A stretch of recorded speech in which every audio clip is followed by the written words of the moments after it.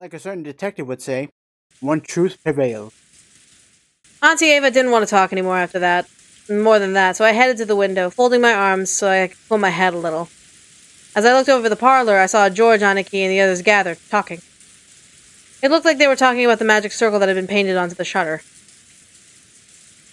As Uncle Hideyoshi thought back to that time, he started drawing the shape of the margins in Maria's notebook. Yes, Maria is second only to grandfather in knowledge of the occult, so she might understand what it meant. I think it was probably something like that. There was a mark like a cross, but tweaked. And I think it came from a place called Schmermany. And then there were these closely packed, strange letters all inside the outer circle like this. And there was something written on all four sides of the cross.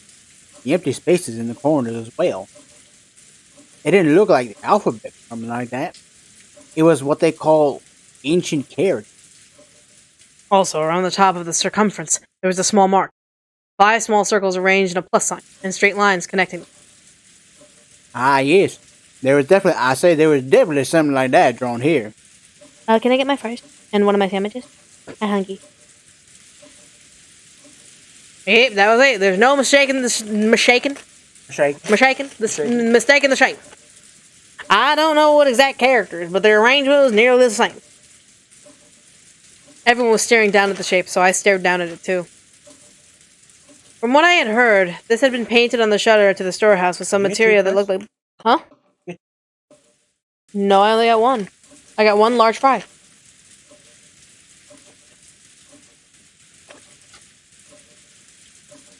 I had one large fry. Doing here. Oh, well, then they must have missed it. They probably ran out of the large ones and they gave me 2 mediums. That's right. Hey, dunk him in there. Yeah. Eat. I'm sure I see. This is sure unsettling. Grandfather is about the only one who'd get it into his head to draw this nonsense. Seriously, where did he go? Sorry, we're crunkling up. We're crunkling? We're crinkling up a thing for fries for me because I'm hungry. I want to grab him and ask him what the hell is this supposed to mean? Mm-hmm. Jessica's voice contained impatience and anger. I'll go ahead and take over while you eat. She hadn't gone so far as to say that grandfather was the culprit, but it looked as though she thought that grandfather definitely knew the culprit's identity. Certainly, if you asked around for the link that bound the Ushiro-miya family and the occult together, 10 out of 10 people would name grandfather. And, to a person who knew nothing of the occult, the strange mark would have no meaning. Which meant that this might have been something addressed to grandfather. That's right. The reason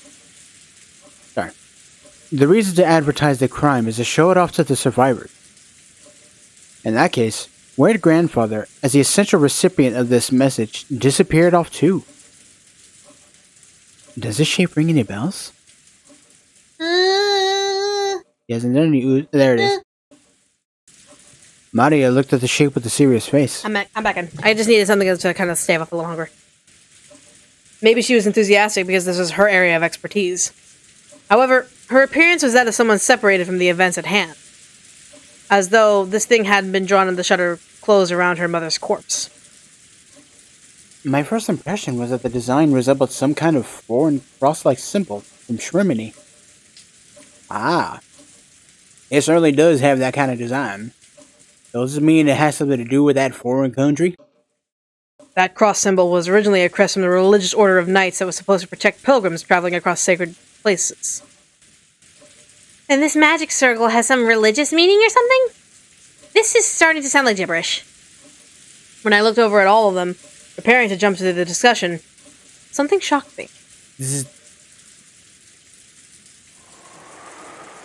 Maria was grinning, an eerie expression on her face that defied description. Can you back the fuck up? Like, what's with this fisheye lens anime losing their mind bullshit angle? Sort of grin, almost like she was making fun of everyone's ignorance.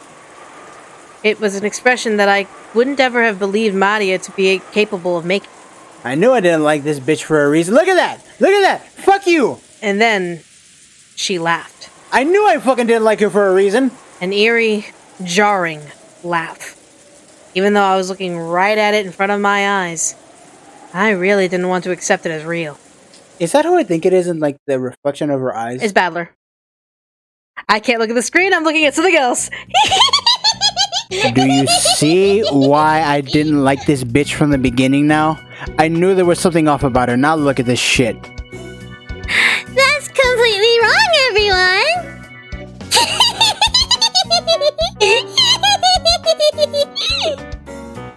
Can't you tell just by looking? While everyone was scared out of their wits, Maria alone kept on cackling happily. I have my hand over her face, guys. I apologize. After a while, that laugh suddenly and abruptly cut off. But her expression was still like someone completely different from Maria. There you go. This is the 7th magic circle of the sun. The characters are Hebrew. Landed here. Ah, yeah. Maria stole the writing materials from the stunned Hideyoshi's hand. She then started drawing another magic circle effortlessly, right next to the one that Hideyoshi had drawn. See? It was this kind of shape, right?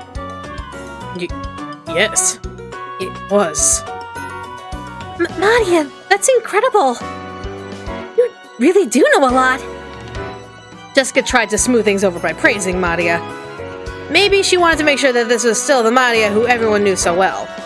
But Maria didn't give her any particular response. Maria started fluently writing unfamiliar characters from the corners of the shape. At the sight, the eyes of Uncle Hideyoshi and Dr. Nanjo instantly began to widen.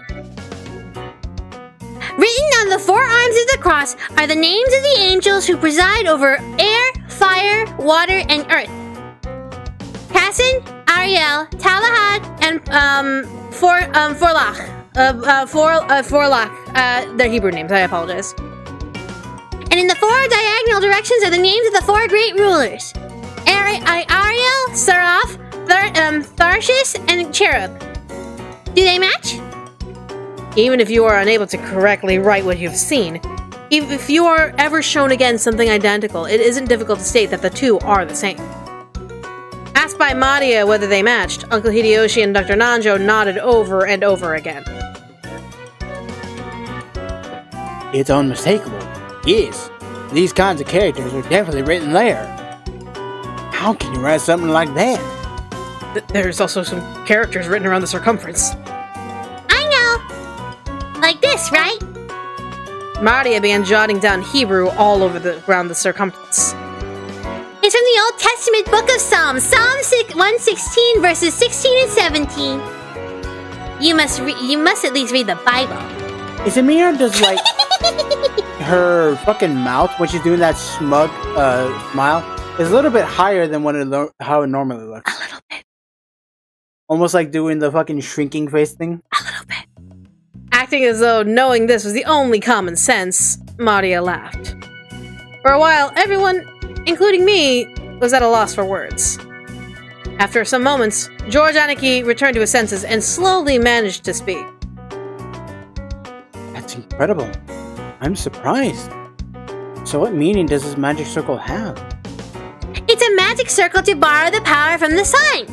So then just get some Sunny D, my god! He who wears it as a talisman, drawn in gold, shall receive the power to break free from the bonds of any prison and gain freedom. Break free from the bonds? And gain freedom? That sounds deep. The words bonds is not limited in its interpretation to some kind of physical object. Therefore, it does not only hold meaning for people locked up in an actual jail. Hold the fuck up. I see that. That motherfucker's got that single fang, so immediately she is trash. I fang at my teeth. It's not my skin, it's my teeth. If I see a single fang, that's automatic trash. So I'm trash? A single fang. Babe. I have a fang. Anime fang. I have a fang. You said You're missing the anyone point. who has a fang is trash, so you're calling your wife trash. I see You how call yourself you all trash heard all it the here. time. You all heard it here. My husband thinks I'm trash. You call yourself trash. It can also refer to the release from mental bonds such as ties of obligation and inescapable fate. Ties of obligation and inescapable fate, you say? That's also pretty deep. But I don't really understand. What does this have to do with those 6 bodies? Far from being released, they were killed and stuffed in a storehouse, weren't they? It's not like the magic circle was drawn for their sakes. The 6 of them were there for the sake of the magic circle. It's truly pitiful. It's truly pitiable.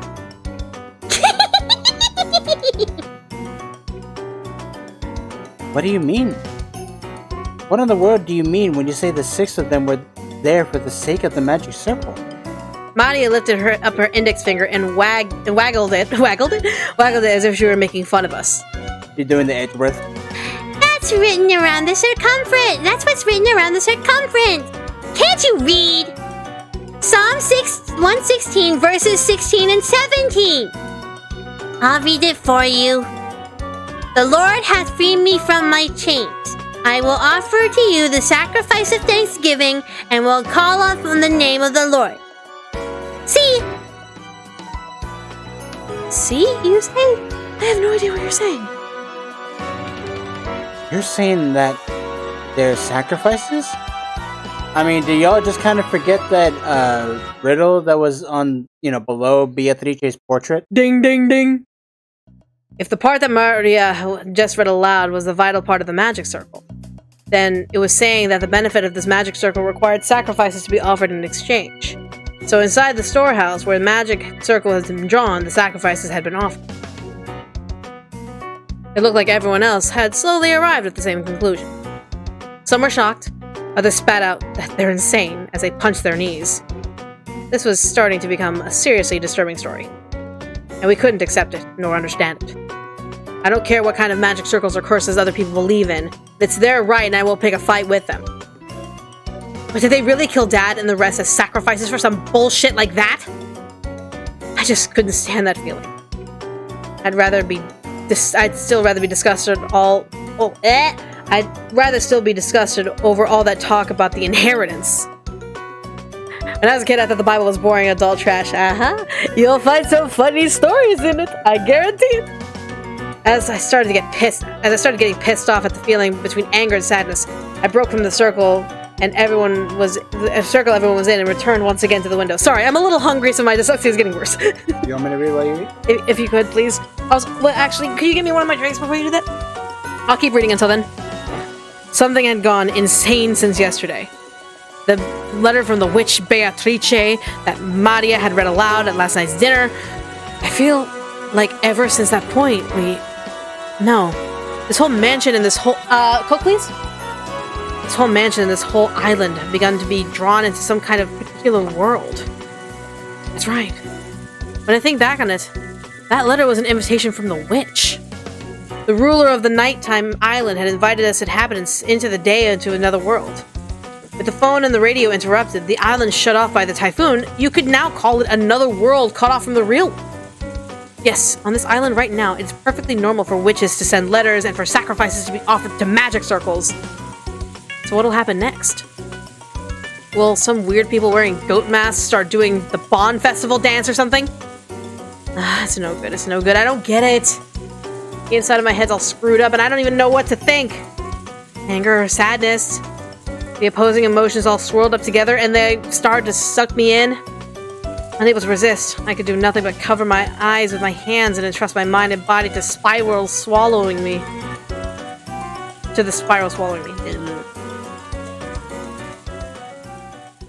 Cemetery. As I started losing heart, I began to recall a distant memory. It was from when I was young. And now Bryan's gonna take over so I can chew on food. Well, once he gets my food. Once he gets my sandwich. I had unfortunately seen a scary occult movie on TV. Good? And for a while, I hadn't even been able to go to the bathroom myself. Sorry, we're just checking the sandwich real quick. That old bastard had given an exaggerated laugh and said this. Hey, Battler. Why do you think they go through all the trouble to make movies like this about demons and the occult and stuff? It's because they don't exist. Something that ridiculous can't be found anywhere on the planet. Because they don't exist, people want to see them and go to a lot of effort making them. That's why those occult movies just make me laugh. If you ask me, rather than demons and monsters, this year's earnings, Call, and Angry Wives are 100 million times scarier.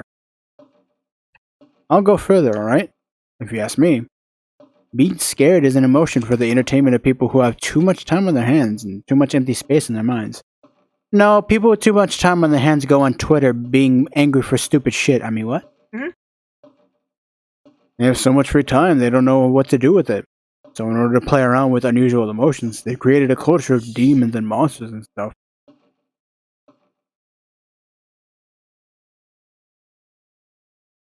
Seriously, why have I been acting so damn thick-headed? I was totally taken in. To hell with that shit. This is the human world.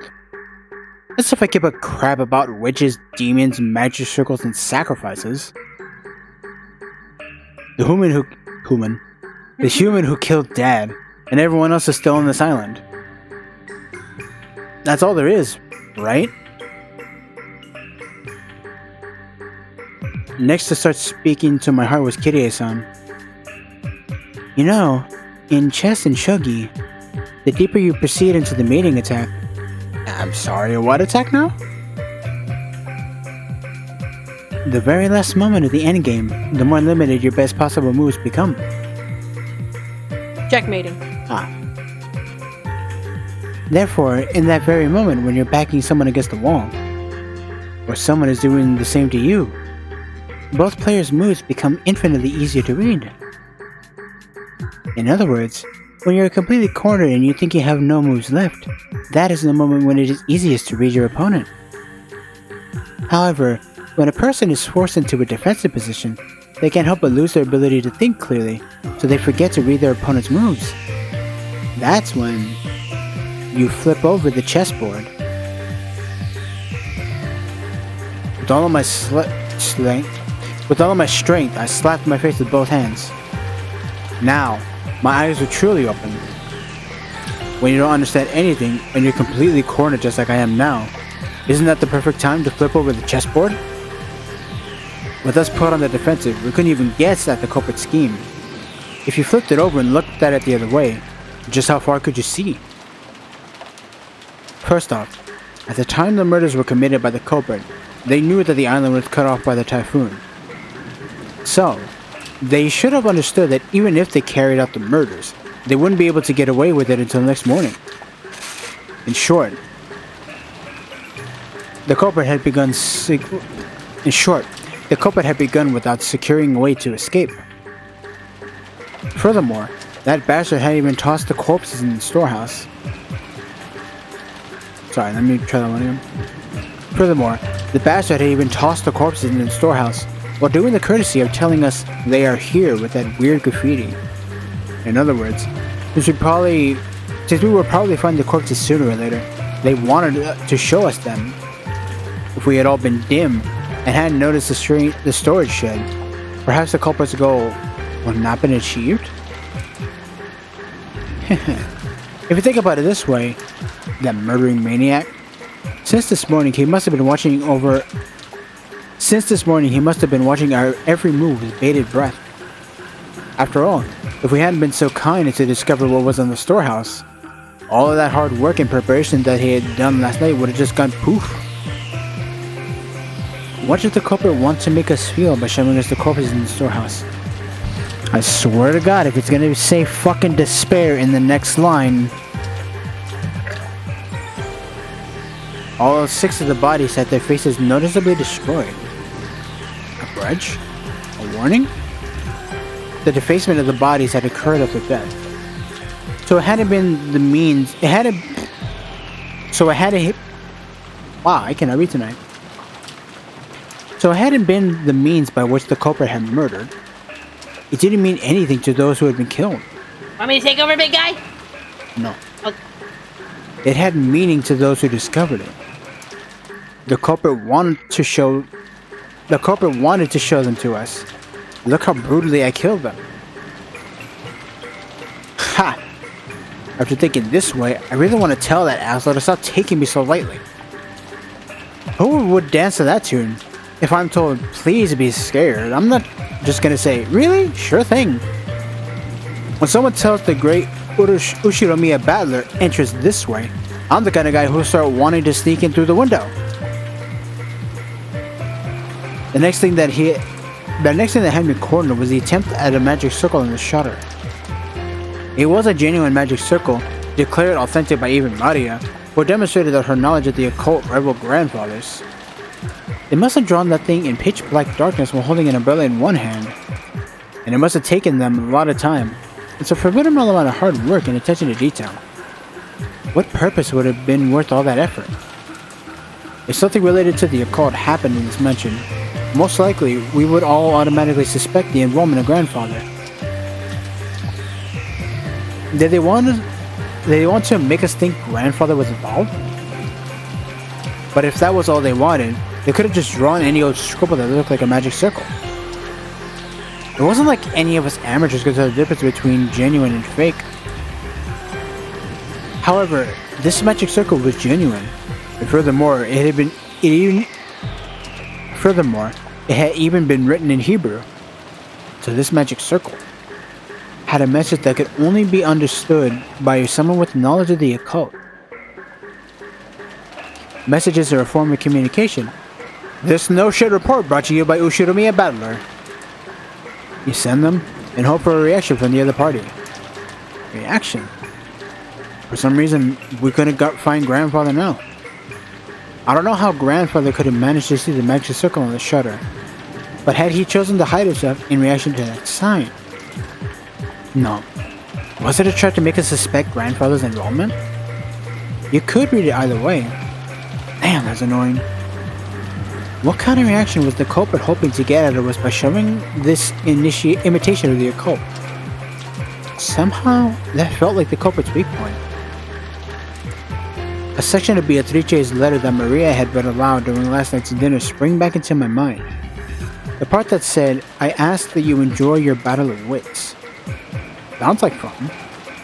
This is a battle of wits between us and the witch. Which would be first? Us being swallowed up by your occult games? Or me revealing you for who you are? There's a whole day until the typhoon passes. Why not enjoy yourself? Bring me back in, big guy! I shoveled food in my gullet. No. Oh. I finally noticed that the inside of the parlor had gone quiet again. Everyone had sunk into their favorite sofas, some deep in thought. Some irritated, some depressed. Maria was once again enjoying the television as if she had never left it. It looked like she found the commercials more fun than the boring program, and she happily yelled and giggled. I stared at each person's appearance in turn. If there isn't a 19th person, the culprit must be inside this room.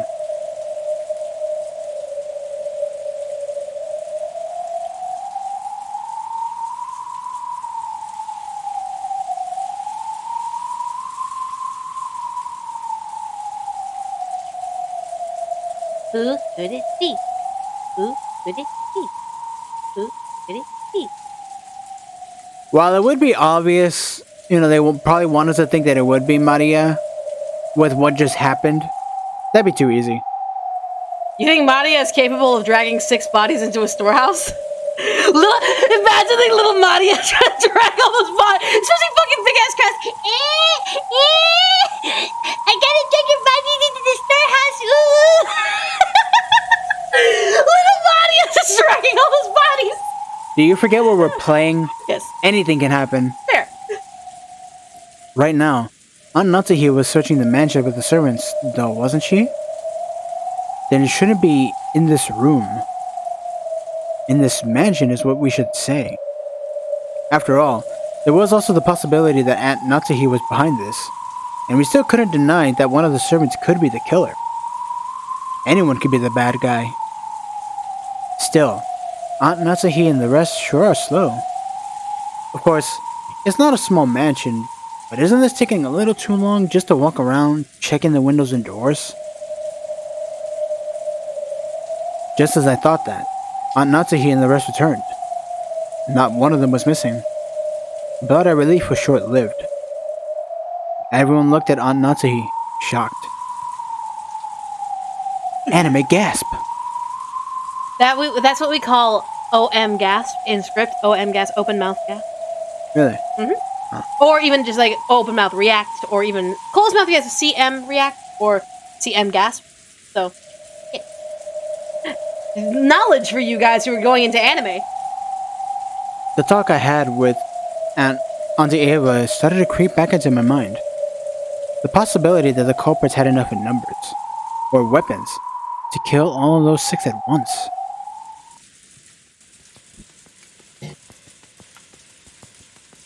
Oh! Say hello to a M1897 Winchester sawed-off shotgun. Yeah? Yes? How do I know this? Yeah. How do you know this, streamer?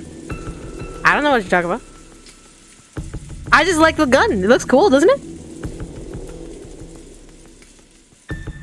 But to know the make and model of the sawed-off shotgun? Oh, it's moving on. Sorry if I startled you. I brought this to be prepared for the worst. Because that thing in Natsuhi's hand was a rifle. No, it's not.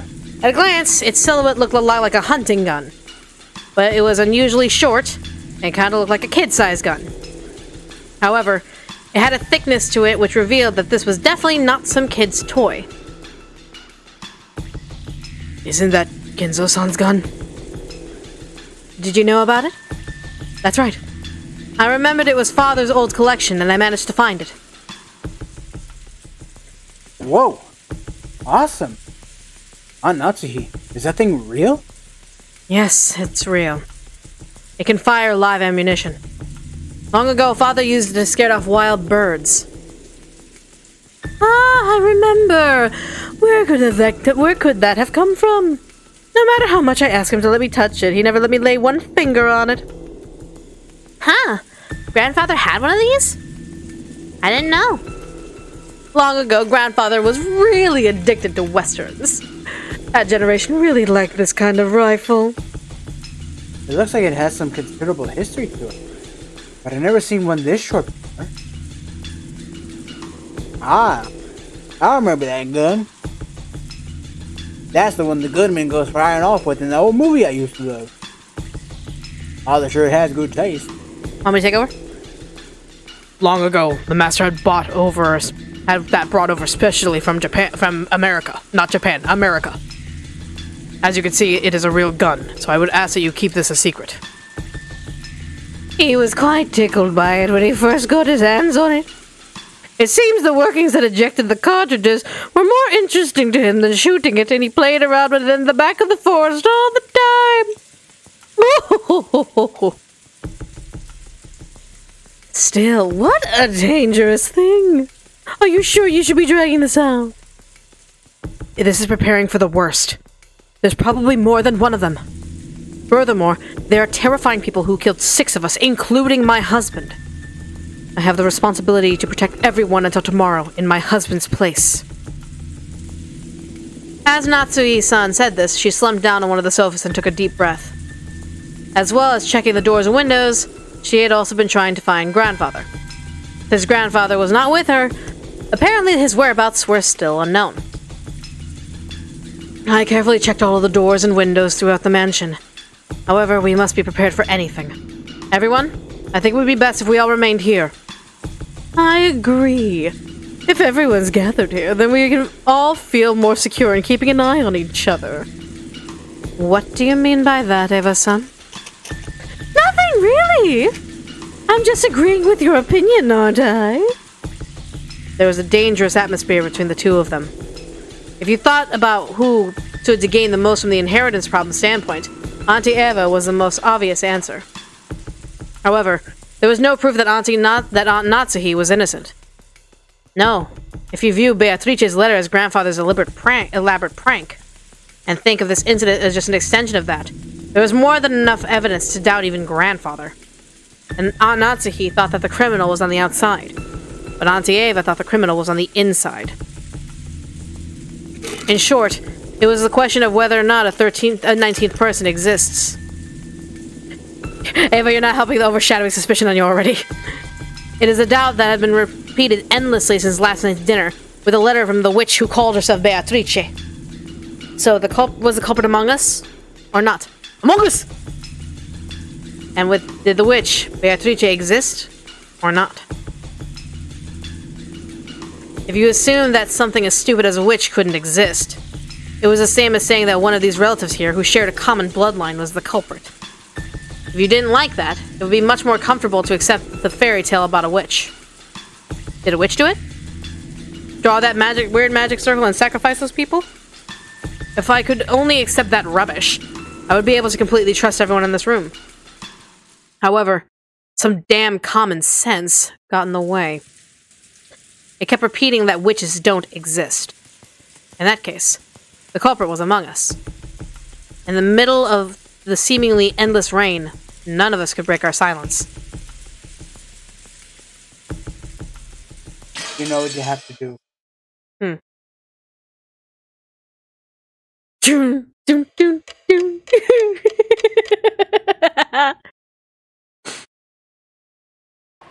You're gonna have to tell me later if you remember. Make sure I get it right.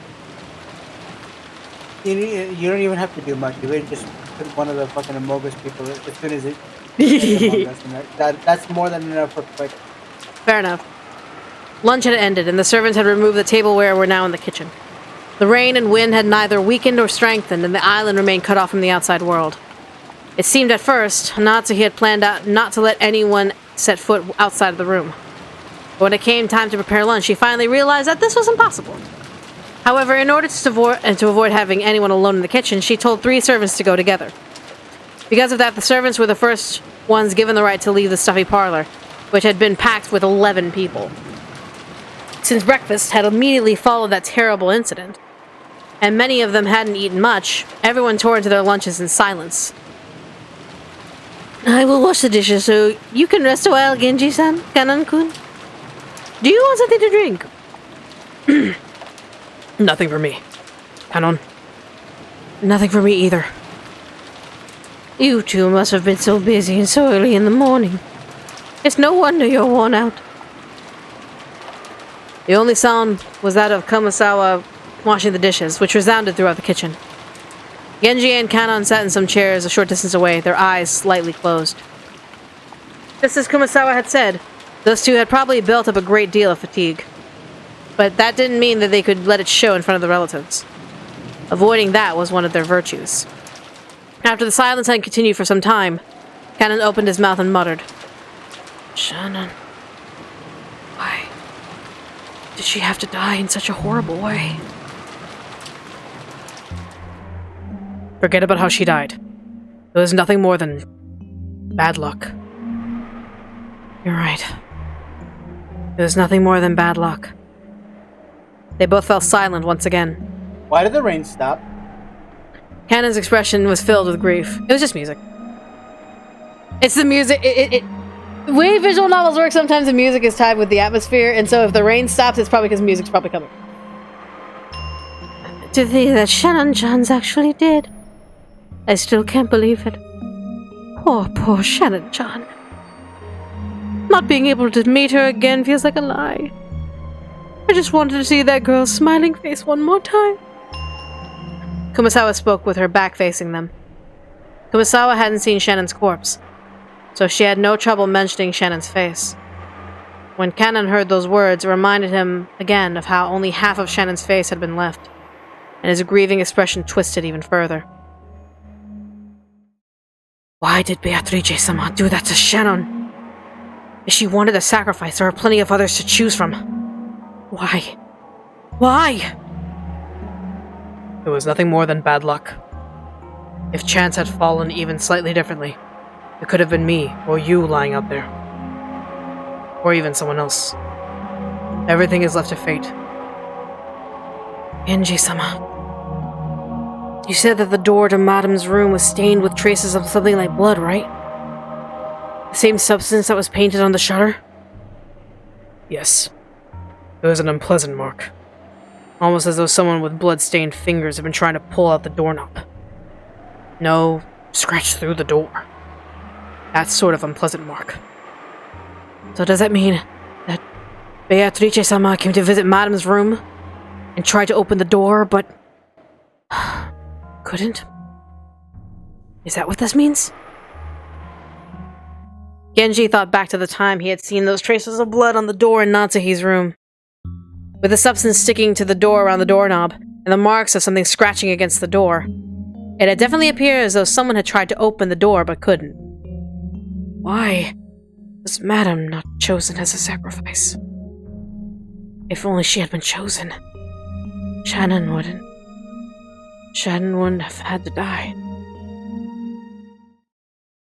Just then, a loud, sharp noise resounded from the hall. Both of them turned around, surprised. Sounds like a pretty interesting discussion you're having. Let me join in too. Battler was standing by the doorway to the kitchen. Battler-sama, please excuse me. Genji-san and Kanan-kun stood up, surprised and hastily bowed. But I didn't care about stuff like that. I was more concerned with continuing their discussion.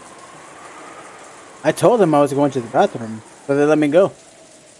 I thought I'd suffocate if I was locked up in that room any longer. When I was about to come ask you for some water, I overheard something pretty interesting. You don't need to bow your head. Nice. You need to bow. Good job, Battler-sama. Very good job, Battler-sama. You don't need to bow your heads or anything. Please, let me hear the rest. That just now wasn't really... I have been listening to you for a while. Don't try to hide it now. So I'll ask directly. Who is this Beatrice? You're supposed to be a witch from a kid, but it doesn't look that way now. Kanan-kun reverted his gaze. It was obvious that he didn't want to talk about this, which only made me want to ask even more. While making an effort to smile, I grabbed the collar of his shirt. If it were last night, this would be none of my business. But after this morning, everything's changed, because the Fire Nation attacked. Now that Dad and the rest have been killed, this is totally my business. I have the right to listen to the suspicious story, don't I? I glared into Kanan-kun's eyes as he still continued to look away in apparent pain. Since there was a big difference in our heights, Kanan-kun had to stand on his toes, and it looked like it hurt a bit. Battler-san, please let go of him. It's not like Kanan-san is really hiding anything. Then you won't have any problem talking about it, right? It's lonely being out of the loop. Get it? When I tried to further twist up his collar, Genji-san cut between us and spoke. There was a slight sense of resignation on his face. It looked like he didn't plan on hiding anything. I can talk about it. Kanan only hesitated because you might have taken it badly, Battler-sama. Hesitating isn't very manly, is it? Keeping it a secret's even more unpleasant. Tell me about it. It's not like I have anything better to do before tomorrow comes. A slightly shady story might be the best way to stave off boredom. After Genji-san and Kanan-kun looked at each other, they nodded as though they had decided to talk. Understood. Please ask us anything. We will talk. Right. Then I'll ask. Who in the world is this Beatrice? All I know is that she's a witch who lives in the forest of Rokkenjima. I've heard that it's a story that grandmother or someone invented to keep people out of the dangerous forest. Is that wrong? No, it isn't wrong. It's as you say. Beatrice-sama is a witch who dwells in the forest of Rokkenjima. Battler-sama, I don't expect you to believe this all of a sudden, but Beatrice-sama exists. She is a real person. The one who gave the master a vast amount of gold, and who has worked by his side for many years. Huh? Ah, come on. His grandfather paying you to repeat everything he says? I laughed like it was a joke. But neither Genji-sama or Kanon-kun laughed. Not even Kumasawa Ba-chan, who avoided my eyes, flustered, and started washing the utensils. So unfortunately, I was the only one laughing. Painfully. Bitterly. I see now why you warned me, Genji-san. Anyone sane would take it badly. So you're saying that a person named Beatrice really actually exists? Yes.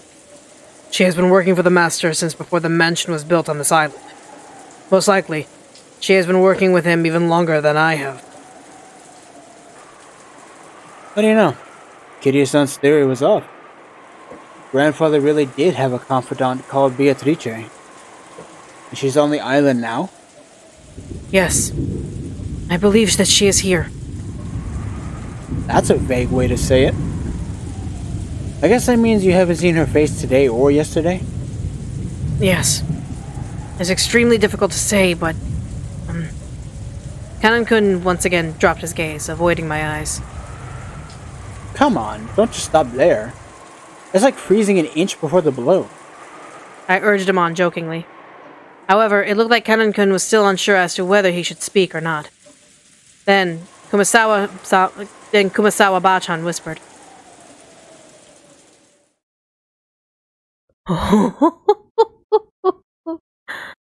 You cannot see her face, because Beatrice-sama has no form. Bullshit, then what's that portrait in the fucking Grand Hall? It has no... What?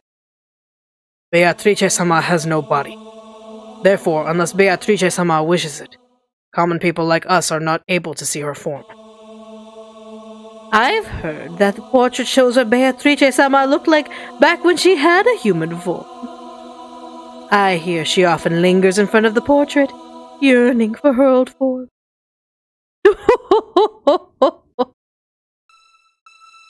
Beatrice-sama sometimes changes her form into glittering butterflies and shows herself. On the rare occasion that you spot them somewhere in the mansion, there is a rule that you absolutely mustn't chase after them. It is whispered that you will meet with disaster if you follow them. In fact, there was a servant who broke that rule and quit because of a great injury. Wait a sec. Are you kidding me? Are you all serious about this? Battler-sama, Beatrice-sama has already arrived. Such language may be unwise. Beatrice-sama is not fond of those who profane her. If you doubt her existence, you will surely meet disaster. Battler-san, you probably find this story unpleasant. But you know what? Beatrice does exist, okay? She exists. Beatrice-sama has an exceptional dislike of that being called into question. Don't you understand, Battler-sama? Beatrice-sama has already arrived here. Come on, quit it.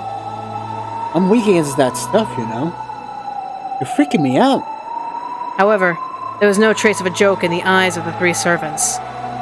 On the surface, I laughed and tried to look unconcerned, but I was quickly starting to sober up. Their eyes were also sobering up fast. I didn't realize we were drinking. Battler-san, I beg that you stop profaning Beatrice-sama. Please trust me. Kumasawa Ba-chan, who is usually cheerful and always tease people, now spoke with a totally straight face that I had never known her to make. Well, sure you say she exists, but I don't see anything. Are you trying to say that she's standing right next to me or something? Quit joking around.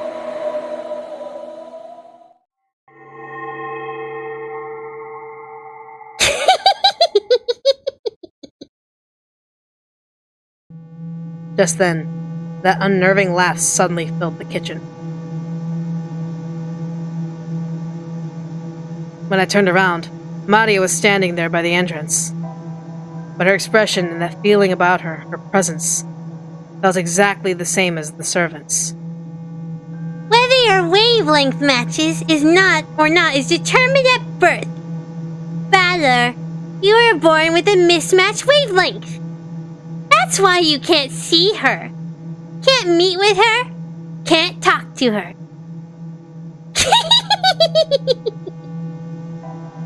You're the type Beatrice hates the most. Maria's laugh sounded like she was greatly enjoying herself. Yet, it was extremely eerie. Also fucking annoying. It was almost like she was laughing at me, because I alone didn't understand. You want to know about Beatrice? Beatrice is a 1,000-year-old witch. She has all the demons at her command, and can harness the power of alchemy to create the Philosopher's Stone and a vast quantity of gold. And again with the fucking Philosopher's Stone. Grandfather built up all of this vast wealth for the Urashiramiya family by making a contract with her. Yesterday, I read Beatrice's letter, didn't I? That was real. Well, I guess it's pointless for me to try and force you to believe. After all, it looks like you were born without a trace of the sixth sense.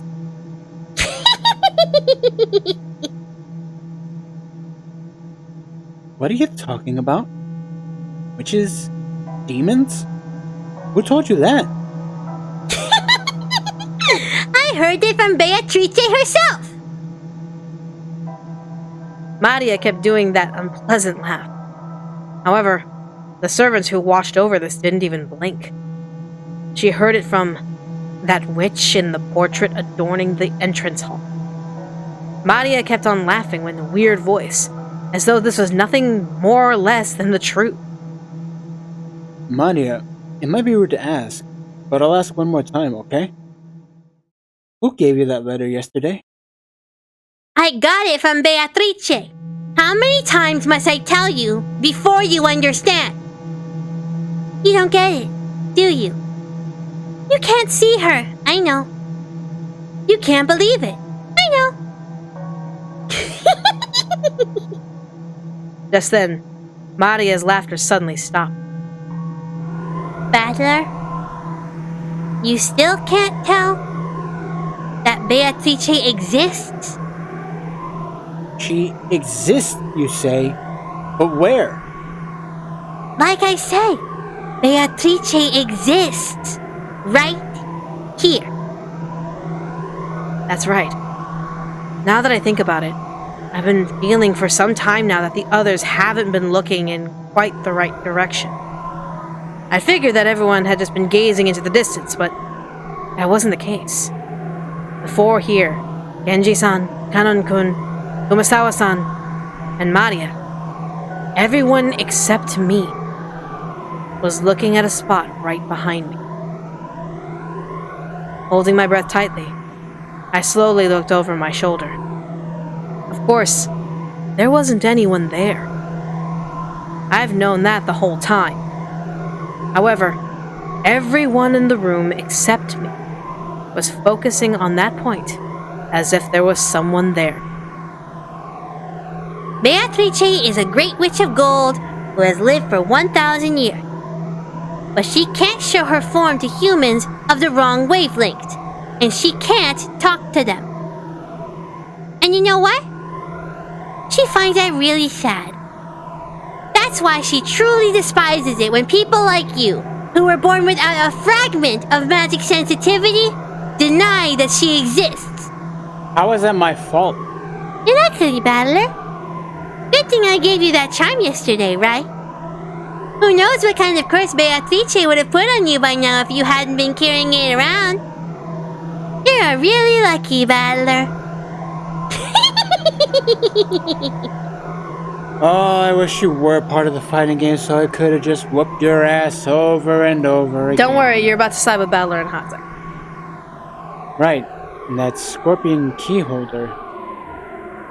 I thought that was just some cheap gift or something, but I guess it really had some benefit then? If it weren't for for that, you'd be lying in that storehouse as a sacrifice with your face crushed by now. You're so lucky, Battler. I see. So if it weren't for that, I'd have been killed by now. Battler, why don't you believe in Beatrice? Even though she exists? Right now, over there. Look. Hey, I bet you want to believe it now. Believe it. And thank me for giving you that charm. If it weren't for that, you'd be in the storehouse right now. But then, maybe you would have saved someone else in exchange, right?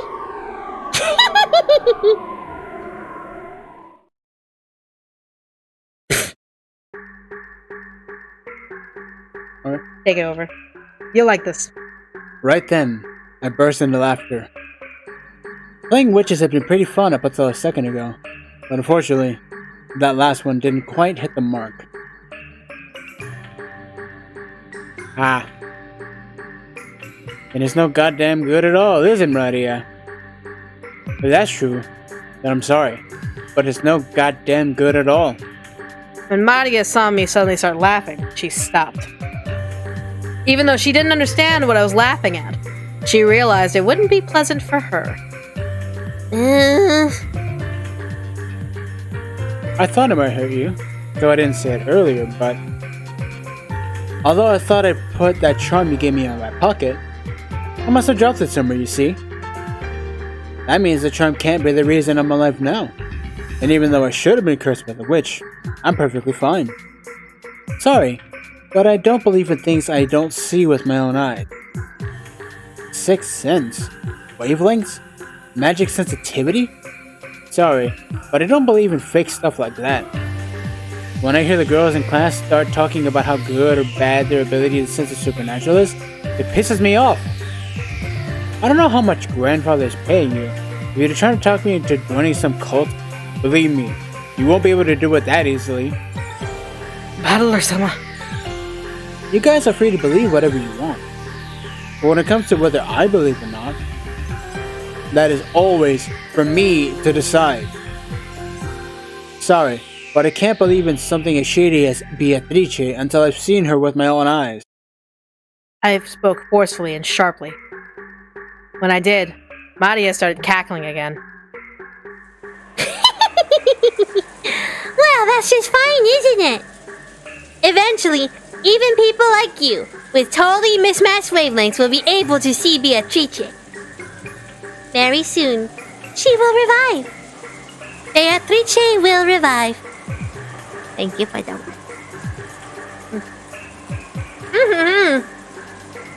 Once that happens, she's promised to talk with me and play with me a lot. That's neither a need nor to doubt, nor forced. That's neither a need to doubt nor to force yourself to believe. She will appear very soon.